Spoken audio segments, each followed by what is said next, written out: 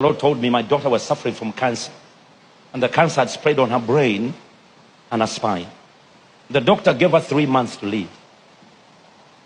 The doctors in Uganda told her, if you leave her here, she would die anyway. Take her to UK. So we took her to UK. She was about 4.5 years. And I had been in ministry. I had seen miracle signs and wonders. I'd been with T.L. Osborne. I'd interpreted for him. I'd been on his platform. So I said, I know God's going to heal my daughter. But when the doctor told me that her brain tumor was growing at 60% a week, and she was losing her sight, and she was walking and falling, they told us there's nothing they can do. He said the tumor was on the back of her head, and they cannot operate. So they would just give her palliative medicine, and she would sleep, die in her sleep. I'm involved in healing ministry. Palliative medicine, and she will sleep, die in her sleep. I'm involved in healing ministry. That's who I am. I go all over the world and preach the gospel, see miracles. It's like the devil had walked naked in my house. I said, Lord, what can I do? The Lord said, give her Holy Communion. I said, what? I said, Holy Communion. He said, in the morning, lunchtime, and in evening. The Spirit of the Lord said to me, isn't that what the doctor said to the sick people? 2 tablets in the morning, 2 tablets lunchtime, 2 tablets. He said, Holy Communion in the morning, lunchtime, and in evening.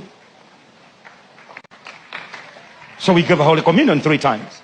In 7 days, her sight came back. She started walking straight. There is another side of God you don't know, devil.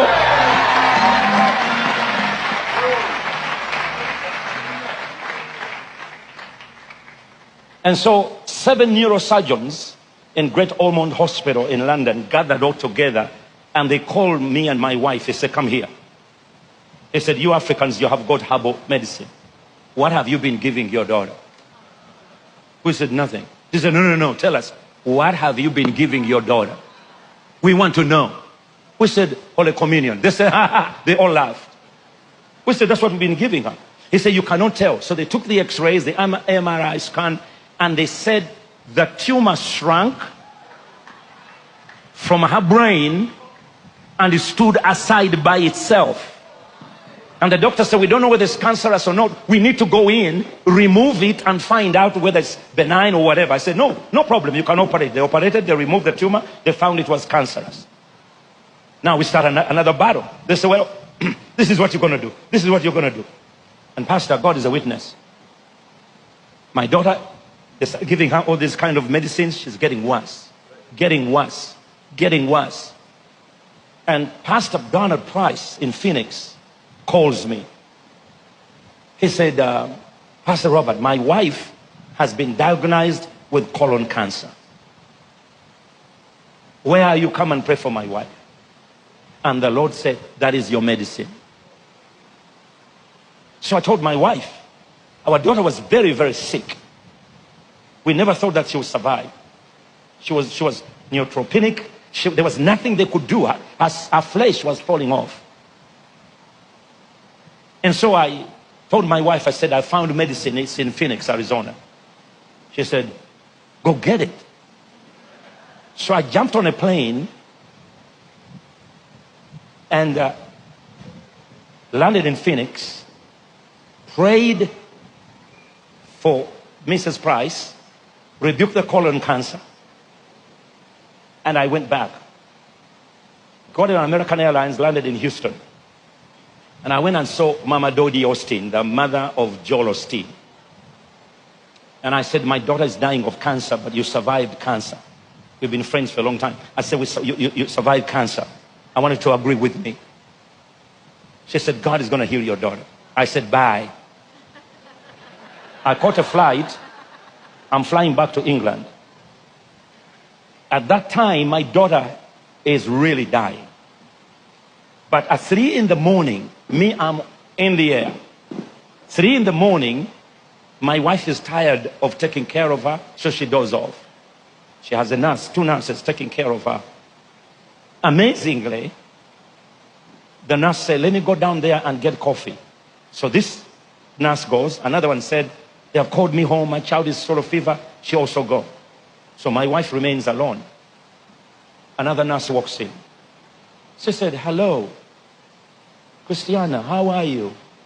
She told my wife, she said, don't worry, you can sleep. Immediately, my wife has not been sleeping because she knows her daughter is passing any time. All of a sudden, my wife sleeps.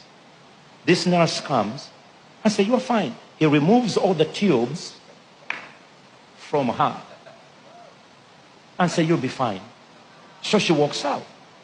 When she walked out, the other nurse comes. She wakes my wife and said, are you crazy? How could you do this? This guy, who pulled the tubes? My wife said, the other nurse. The other nurse came and pulled the tubes out. She said, who? You mean this one? So she goes down to the doctor's office to complain. And that's when Christiana wakes up.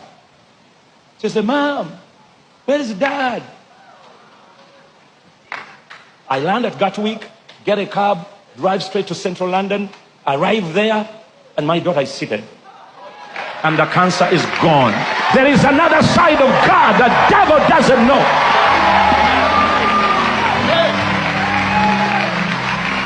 There is another side of God the devil does not know.